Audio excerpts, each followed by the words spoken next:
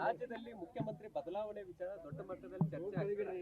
So ನಿನ್ನೆ ಕಾರ್ಯಕ್ರಮದಲ್ಲಿ ಸ್ವಾಮೀಜಿ ಅವರೊಬ್ಬರು ಡಿ.ಕೆ. ಶಿವಕುಮಾರ್ ಅವರಿಗೆ ಸಿಎಂ ಸ್ಥಾನ ಬಿಟ್ಟುಕೊಡಿ ಅಂತ ಹೇಳಿ ಡಿಮ್ಯಾಂಡ್ ಮಾಡಿದ್ದಾರೆ.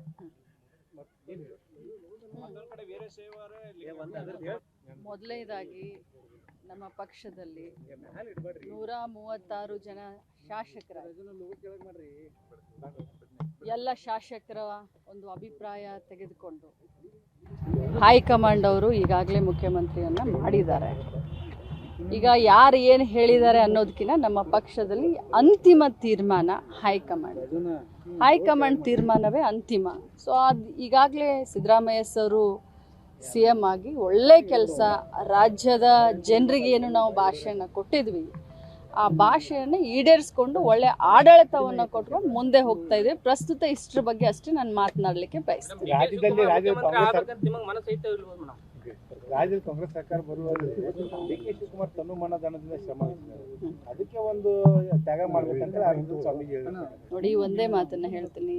ಕರೋನಾ ಸಂದರ್ಭದಲ್ಲಿ ಡಿ.ಕೆ. ಶಿವಕುಮಾರ್ ಅವರು ಕರ್ನಾಟಕ ಪ್ರದೇಶ ಕಾಂಗ್ರೆಸ್ನ ಅಧ್ಯಕ್ಷ ಆದ ಮೇಲೆ ಕರೋನಾ ಸಂದರ್ಭದಲ್ಲೂ ಕೂಡ ಕಾಲಿಗೆ ಚಕ್ರ ಕಟ್ಕೊಂಡು ಇಡೀ ರಾಜ್ಯವನ್ನು ಸುತ್ತಾಕಿ ಕಾರ್ಯಕರ್ತರನ್ನು ಹುರಿದುಂಬಿಸಿ ಒಂದು ಕಡೆ ಅವರು ಕೆಲಸ ಮಾಡಿದ್ರೆ, ಮಾಸ್ ಲೀಡರ್ ಆದಂಥ ಸಿದ್ದರಾಮಯ್ಯನವರು ಎಲ್ಲರನ್ನ ವಿಶ್ವಾಸಕ್ಕೆ ತೆಗೆದುಕೊಂಡು ಇನ್ನೊಂದು ಕಡೆ ಇವ್ರು ಕೆಲಸ ಮಾಡಿದ್ದಾರೆ. ನಮ್ಮ ಪಕ್ಷದ 2 ಕಣ್ಣುಗಳು ಇದ್ದ ಹಾಗೆ ಸಿದ್ದರಾಮಯ್ಯ ಸರು ಮತ್ತು ಡಿ.ಕೆ. ಶಿವಕುಮಾರ್ ಸರ್. ಅವ್ರಿಗೆ ಆಗಬೇಕು, ಇವ್ರಿಗೆ ಆಗಬೇಕು, ಇದು ಪ್ರಸ್ತುತ ಅಲ್ಲ. ನಾವು ಏನು ಸರ್ಕಾರ ಬಂದ ಮೇಲೆ ಕರ್ನಾಟಕ ರಾಜ್ಯ ಜನತೆಗೆ ಏನು ನಾವು ಮಾಡ್ತೀವಿ ಅಂತಂದಿದ್ವಿ, ಒಳ್ಳೆ ಆಡಳಿತ ಕೊಡ್ತೀವಿ ಅಂತ ಅದನ್ನು ಮಾಡ್ತಾ ಇದ್ದಾರೆ. ಏನೇ ತೀರ್ಮಾನ ಇದ್ರೂ ಕೂಡ ಅದು ಹೈಕಮಾಂಡ್ ನಿರ್ಣಯ.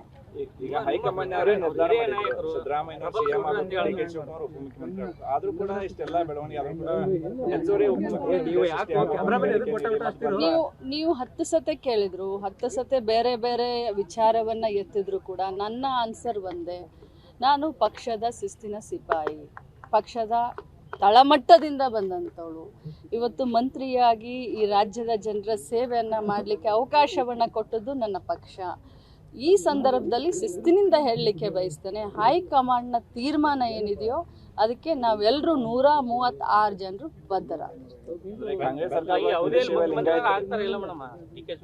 ಅದು ಹೈಕಮಾಂಡ್ ಕೊಟ್ಟಂತ ವಿಚಾರ.